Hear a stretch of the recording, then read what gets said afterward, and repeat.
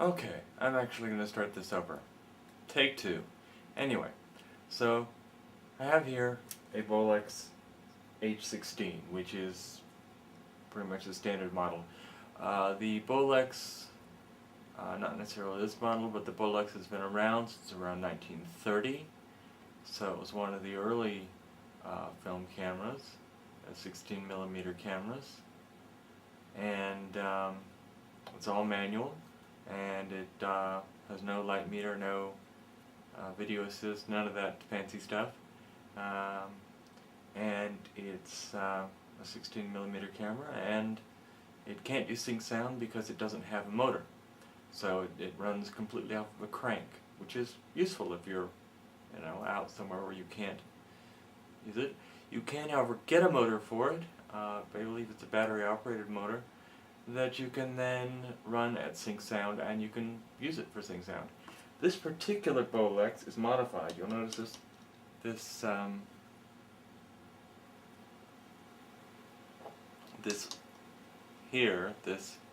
large protrusion at the top.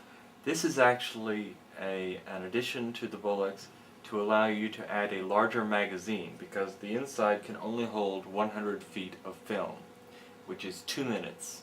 2.77 if you really want the exact details. So that would allow you to add like a 400-foot roll or larger. But we didn't have a 400-foot roll, we had a 100-foot roll. So, we'll zoom all the way in here. This little guy here is the foot counter. Now you need to keep a close eye on this, because once this runs out you have no more film and you can't shoot. Now for video you get like 60 minutes per tape, and we knew that this was going to be a 2-minute film. Unfortunately, what was not realized was that it's 2 minutes of footage, literally. So, 2 minutes. Okay. So the basic operation is pretty simple. You set the 24 frames a second. This can be moved to make it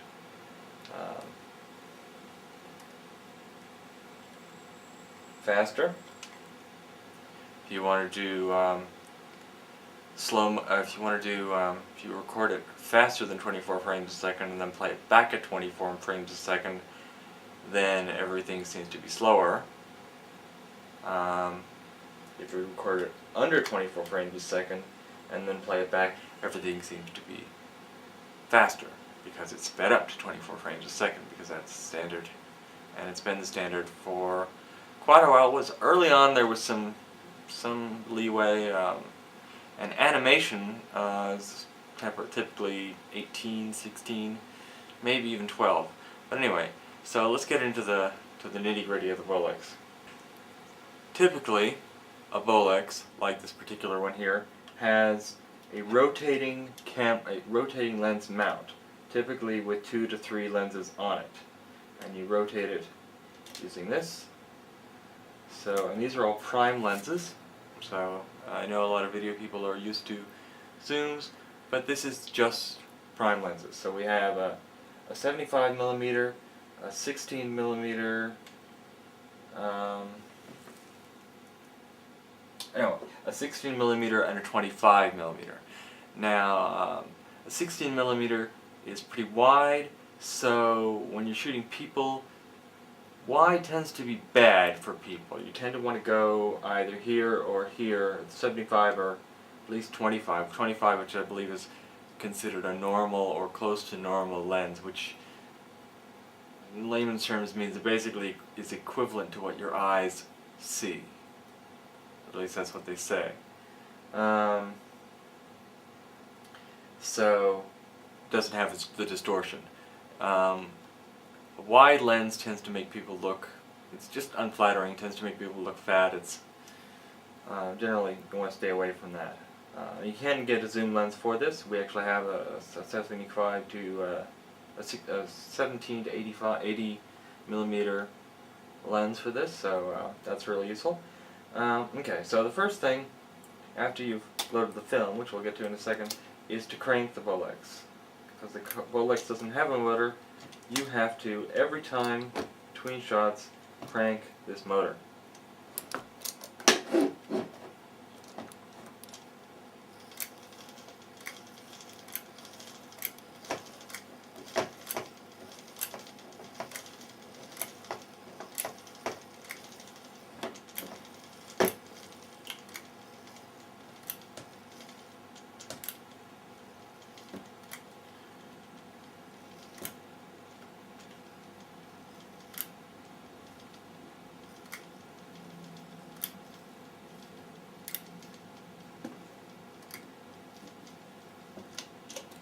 Okay. And then it will get harder to turn, and you want to make sure you don't try and over crank it, because that can kill the Bolex. Alright, so that's wound. So then, in normal operation, you would simply press this button here.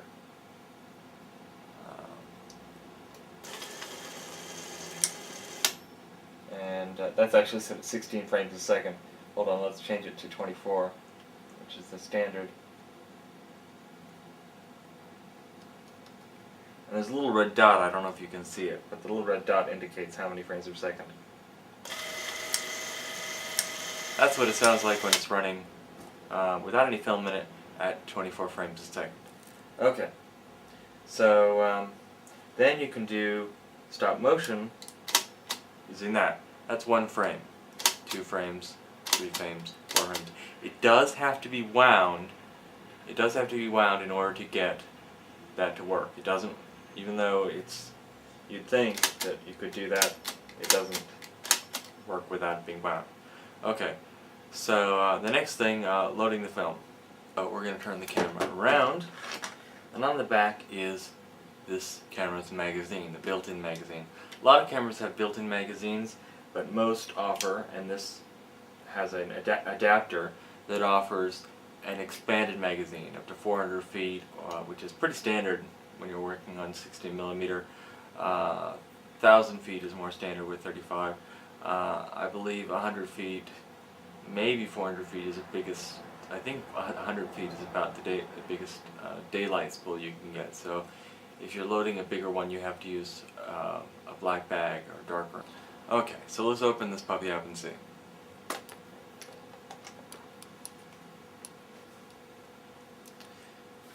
Now, this I have to say is one of the easiest cameras to load. It has these wonderful loop formers. A lot of other cameras you have to form the loops yourself, and because you usually use a daylight spool with this camera, you don't have to do it in the dark, so you can actually see what you're doing. You shouldn't do it obviously in this bright of light. You should do it in subdued, dim light, in the shade, but it generally, the stuff on the outside will get exposed, but it's protected so that with this black so that the inside won't get exposed. So let's load a dummy roll into this, and I'll show you the foot counter. This is a dummy roll. It's about 20 or 30 feet long, so you'll get to see the foot counter in action. So let's load this. It's very simple. You can actually see here we have arrows telling you exactly how to do it.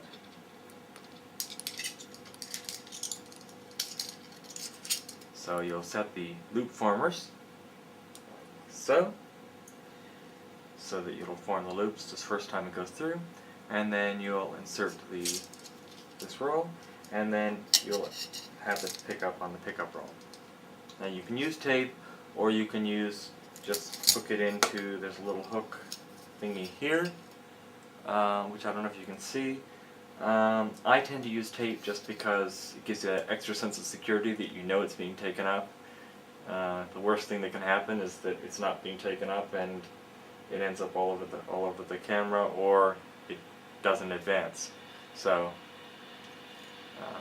okay, so before we load the film, we have to move. This is the pressure plate, which holds the film against the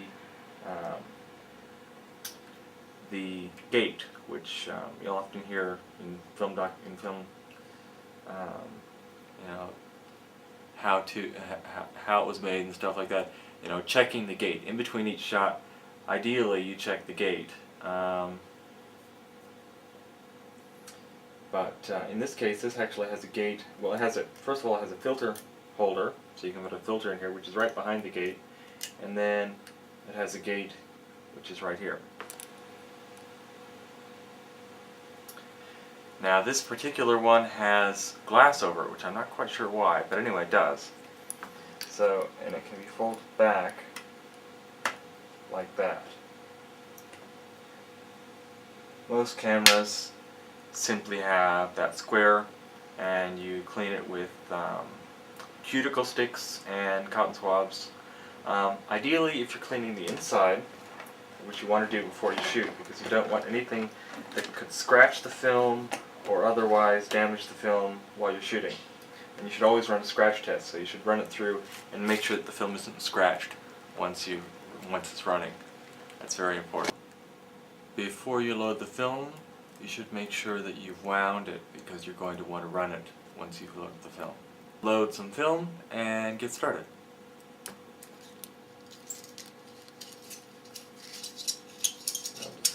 Sprocket holes. On some film you'll have sprocket holes on both sides, on other film you'll have sprocket holes on one side. It was recently explained to me that the one-sided ones are compatible with Super 16, which is slightly wider, which allows you to, this camera does not do Super 16, but some cameras can be converted to that, and that's basically done just so you can blow it up to 35mm, because it has the same aspect ratio, whereas this has the same aspect ratio as your television, I believe.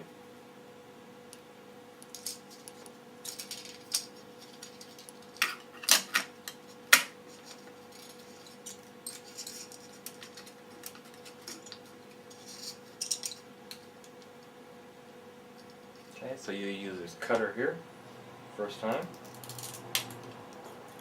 Make sure you get this film out of here. And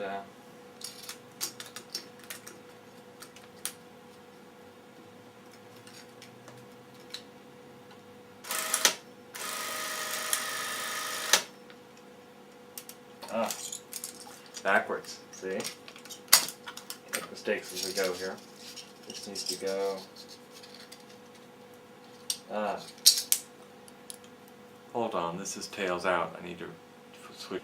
Tails out is not something that you normally run into when you're dealing with film loading, but when you're doing with film editing, you do. And once the film is developed, you'll want to mark that the head, and if it's picture, you want to write picture head, and if it's sound, you write sound head, and also mark on the tail. That way, if somebody gets the reel, they know, and it has sprocket holes on both sides, unlike this, which gives it away.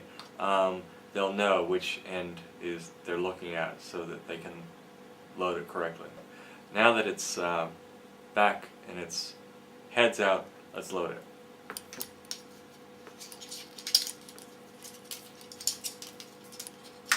Notice the sprocket holes are on the bottom now rather than on the top.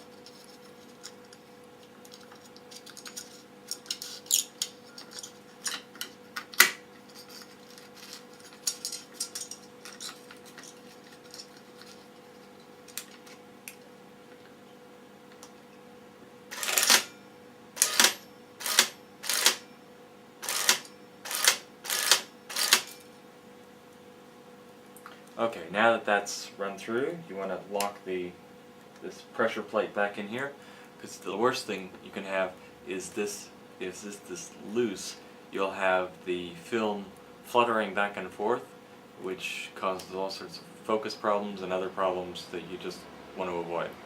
I'm going to get some tape and I'm going to load this onto the take-up reel, and I'll show you. I use the tape because, as I said, it just gives you that extra sense of security, but I'll show you. This here is editing tape. It's not splicing tape, but it's used for putting pieces together that you're not going to necessarily view, but you want to keep them together, or it can be used for all sorts of things. It can be used to mark for an actor's position. It can be used for everything. This particular tape is made by an outfit called Permacell, but I'm sure there's lots of other brands you can get.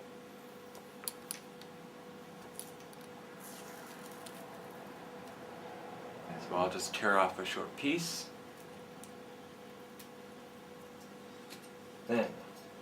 this, and rather than put it in the little folder thing, what we're going to do is we're going to tape it.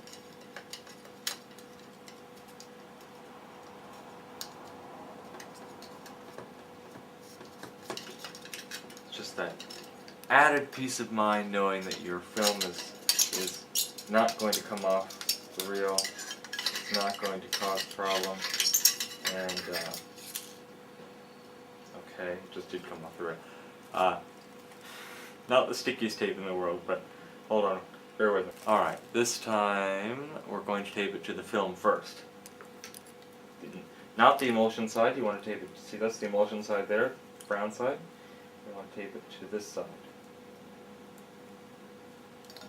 You get that nice and firm, then you can take that in here and get that nice and firm, and you're set. Roll this on to the wheel, and that pulls nice and tightly, and now our film is loaded. Now we will remove the loop formers and look at how nicely it's formed these loops. A lot of other cameras do not have these loop formers, so they are a godsend. And a lot of other cameras you have to load in complete darkness, so imagine trying to form those loops with or without loop formers and you can't see what you're doing. So daylight scrolls, awesome. And so now the film will roll and take up. So that's loaded. So the next thing you do is you put this back on, the magazine.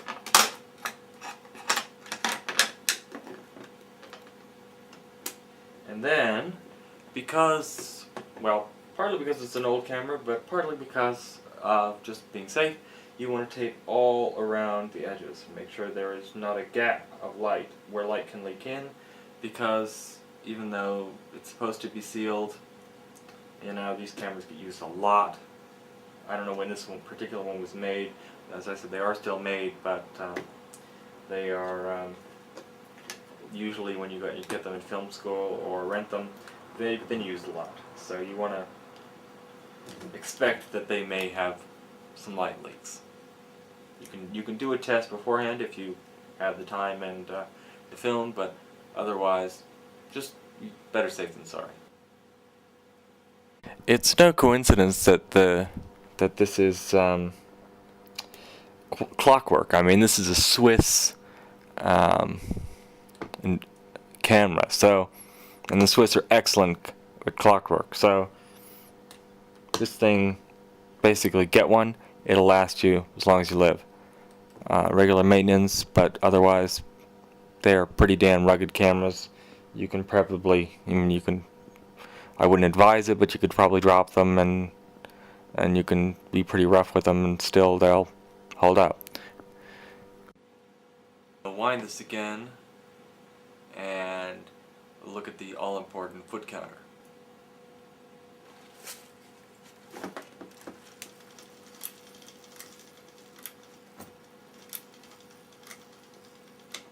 Okay, now that it's wound, alright, now, one more note as far as securing light leaks.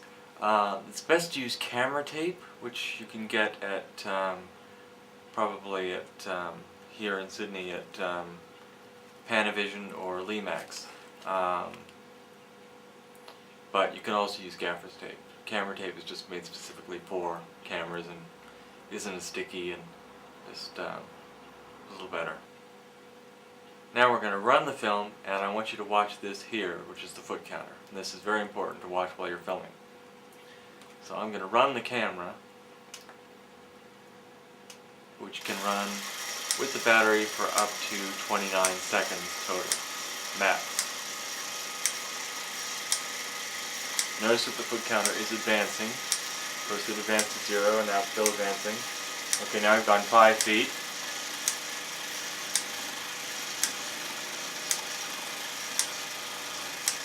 10 feet. And this advances, according to some, 40 feet per minute, but according to the film assistance guide and many other guides that you can get, it is actually 36 feet per minute. So you get, therefore, theoretically, best case scenario, 2 minutes and 77 seconds worth of film that you can use. Depending on how much you load on there, and with the daylight exposed, obviously you want to get past anything that might have been exposed, which is why you advance to 0. Same with a 35mm still camera, for those of you who use still cameras. And so you want to watch that, and when that gets close to 100, you know that you're about to run out of film. And once you run out of film, if you don't have another roll, you're kind of screwed. So make sure you watch that counter. Otherwise, as I said, it's a very simple camera. You want to each take a light reading, and each time you want to set. Hopefully you can see the numbers here. But in order to focus it, you're going to want to open this. So that's now set at f2.0. And the reason is that it divides the light between what goes from here to the film and what goes from here to the viewfinder. And you want to make sure that you're getting enough light to the viewfinder to be able to see what you're shooting. Then, when you're ready to shoot, you turn this to whatever the light reading is. And that's the basics of Bolex. And it's an awesome camera, and if you can pick one up on eBay, I recommend it. They're great cameras, and you can even get a motor and do sync sound with them, so pretty cool. So hope you enjoyed this semi-scripted, semi-dorky explanation of the Bolex. Great camera. Share and enjoy.